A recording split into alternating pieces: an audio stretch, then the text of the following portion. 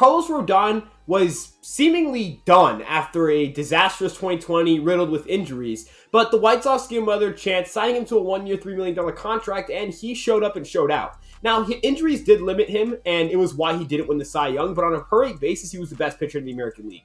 He was phenomenal all year, and he really did show that he has the talent to be one of the best pitchers in baseball. The question is, can he ever stay healthy? And that's a question that makes him kind of a scary target for the Yankees.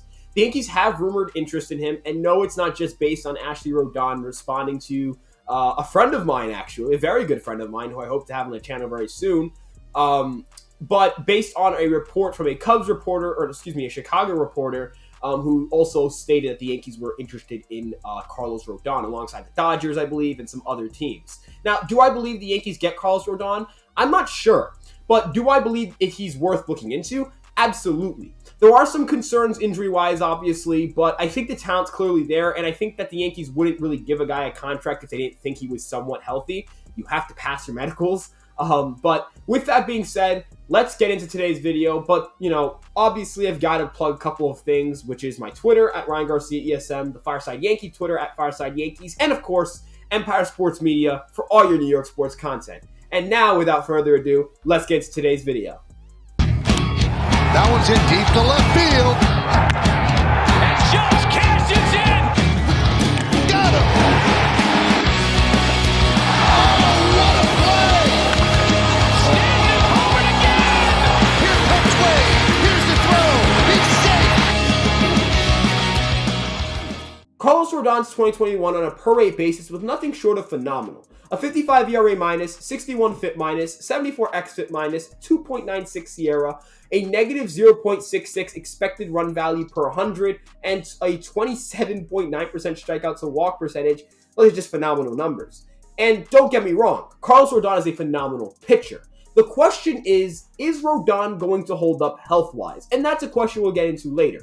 But in Rodon's pitch mix, he's a fastball slider guy heavily from the left-handed side. The occasional changeup, but his changeup is not very good at all. But again, the Yankees have had a pretty good track record with changeups. Look at Luis Severino once he came back. His changeup was phenomenal. Corey Kluber developed a very good changeup here. Michael King's changeup got a lot better here. Changeups are a specialty for the Yankees, and I don't think Carlos Rodon is necessarily going to develop an incredible changeup if he became a Yankee. But I do think that the changeup could be a pitch that he tries to incorporate if he's a Yankee and maybe has a little more success with it.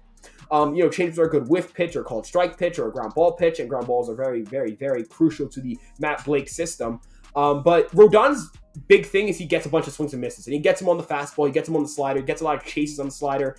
The fastball, he's just throwing 95 plus mile per hour fastballs with high spin and good vertical movement from the left-handed side. That's devastating for any hitter. It doesn't matter what side of the plate you stand on. And that slider is devastating. It gets a lot of chases out of the zone. Hitters really don't recognize it that well.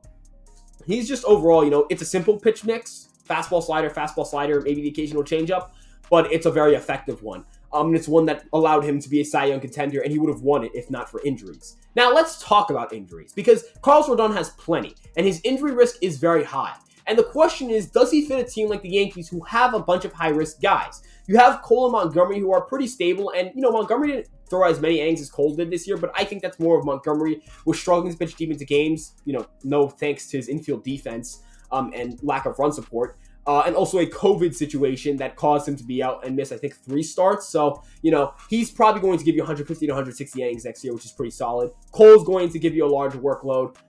It's Severino that's a big question mark. Tyon's going to be injured potentially to start on opening day. Nestor hasn't ever thrown 150 plus innings at the major league level, so that's always a big concern. But Rodon doesn't give you a lot of confidence in terms of his durability, and that's a big red flag for the Yankees. And I think the Yankees want stability in their rotation. I would want stability in my rotation, especially for the Yankees, where I do think they have enough high upside guys, a guy like Luis Severino, a guy like Jameson Taillon, Nestor Cortez Jr. I think they have enough of those. I think at this point they need to get a stable guy who's going to go start 30 games for them next year. And I think they'll find that in Oakland with Sean Manaea or Chris Bassett. I don't really think that's too available in the starting market right now. I think really on the free agent market, there's a lot of depth, and we'll talk about depth starters in a different video. But Carlos Rodon really fits this weird niche of a really good high-end starter with a big risk. And I think that's kind of the contract you want to be giving out to that type of player. If you're a team like the Cubs or the Dodgers who are really deep, the Yankees necessarily don't have the depth of the Dodgers, nor do they have the lower expectations of the Cubs, or the desperate need for just any sort of pitching from the Angels. The Yankees are more in a comfortable position where they just need some sort of stability, and so Rodon may not be the best fit for them, and I wouldn't anticipate that Rodon is the top guy for the Yankees. With that being said, though, if he gives you 150 innings, he's going to be one of the best pitchers in baseball. He's just that talented, that stupendous on the mound, that he's just that good. But with that being said, this is really up for interpretation. Where do you think Rodon's health is going to be? Because him not getting a qualifying offer is a little bit concerning.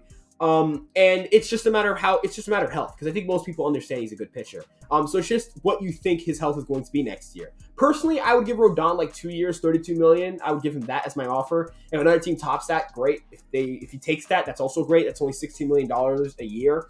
It's not a lot of money. And it's a 2-year deal, so he'll hit free agency when he's around 30. The Yankees won't be long-term invested in him. And, you can still build around your roster and not have too much money invested in that rotation, especially in a guy who isn't that durable. But with that being said, that'll wrap up today's video talking about Carlos Rodon. If you guys like what I do, remember to please like, comment, and subscribe. And with that being said, I'll see you guys in the next video. Ryan, out.